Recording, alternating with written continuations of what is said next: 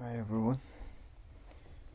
Luni hi Bangalore trekking Tidingham adventurous Tidingham.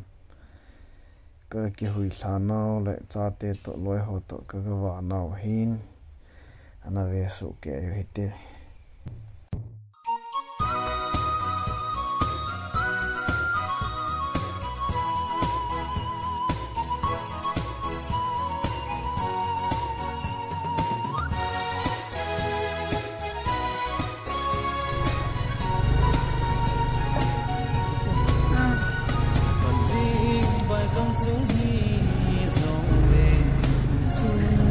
We are going for trekking.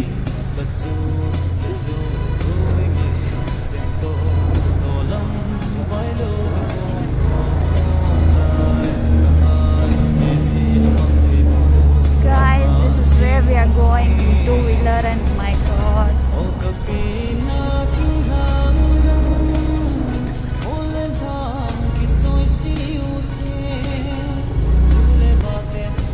So crazy.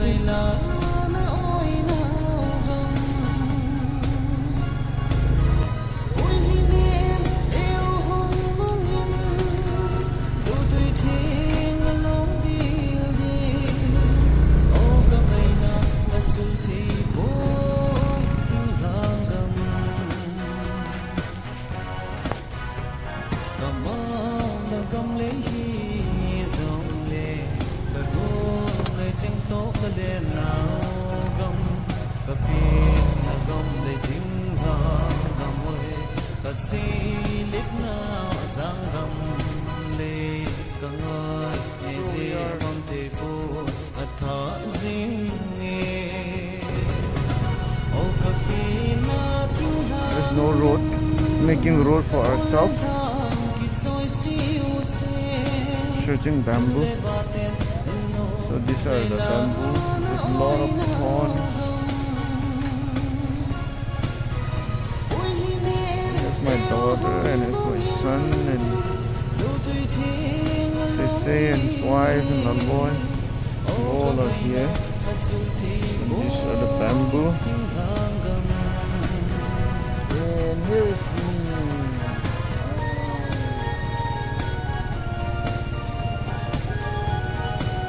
Come on again, son. Hey, Tuni, Bangalore trekking kasi now hai.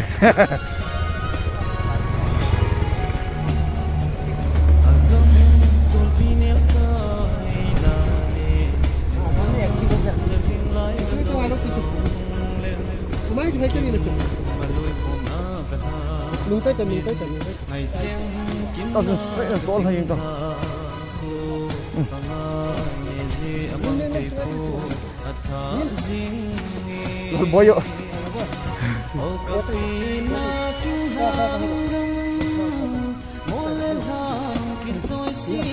Okay.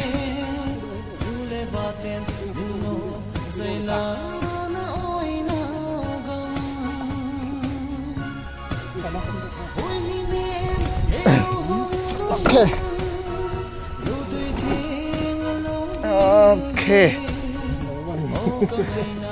Thật là liền đô phần tràn hề.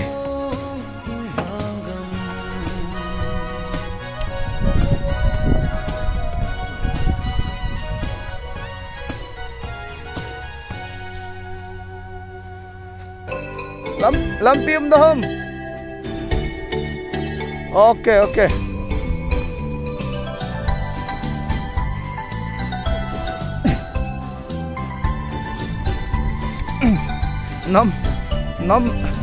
Nắm tay khăn này. Ai cần bỏ lùi hết.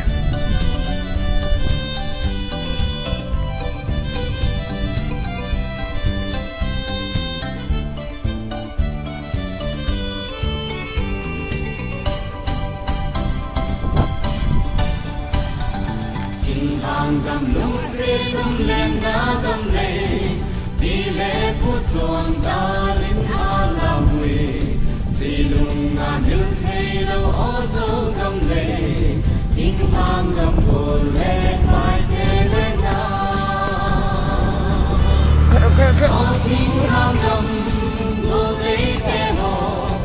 Come on.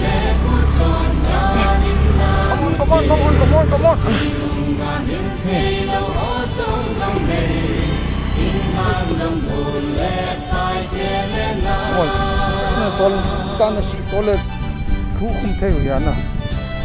Đây là con thấy mà.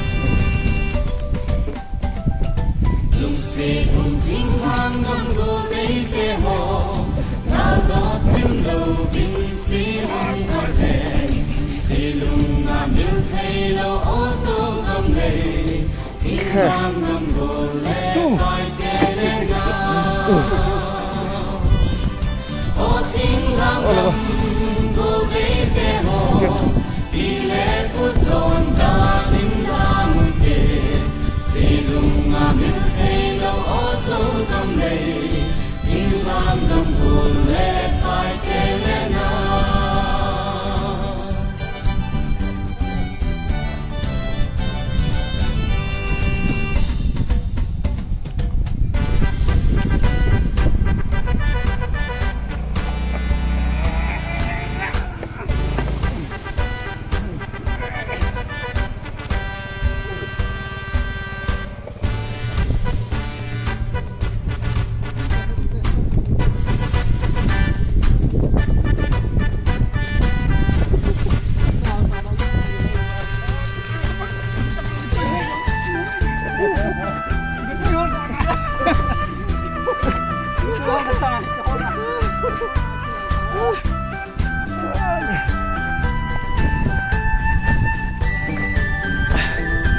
Gari tu mak kongowin kan suan dosu tawi.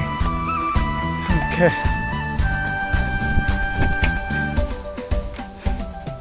Tangai ne go le telem na gam no Uzon pa zon nam tin pa na Here. Silung amin hey lo oso kam lei In the midst of mist.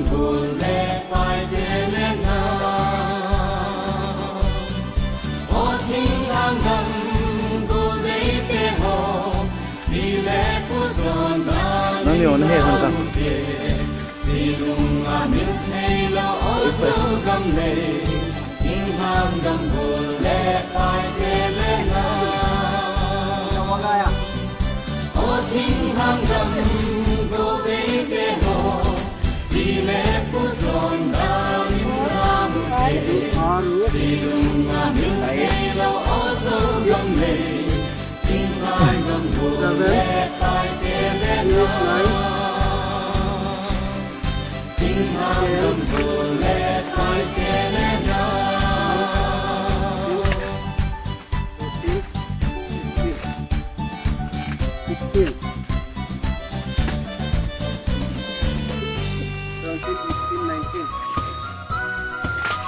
ಆಮೇಲೆ ನಿನ್ ಬರ್ತಿಗೆ ಆಗುತ್ತಾ Janta.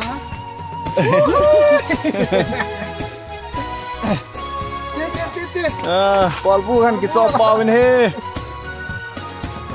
Uncle. Uncle ಬನ್ನಿ ವಿಡಿಯೋ ಮಾಡ್ತಾ ಇದ್ದಾರೆ Hi. Hi.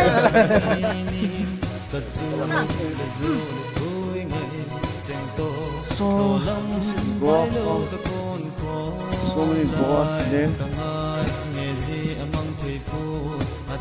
Ooh, so breezy and so nice. Guys, you all can come and enjoy here. Hi. Okay.